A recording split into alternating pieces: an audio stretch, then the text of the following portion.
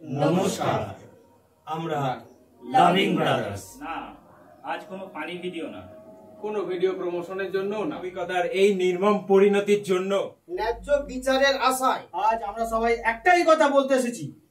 We want justice! We want justice!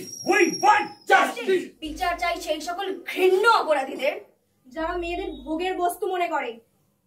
মেয়ে মানে যাদের কাছে শুধুই একটা শরীর, তারা তাদের কামনার বিষাক্ত লালা মাখিয়ে দিতে পারে। শাস্তি হোক তাদের।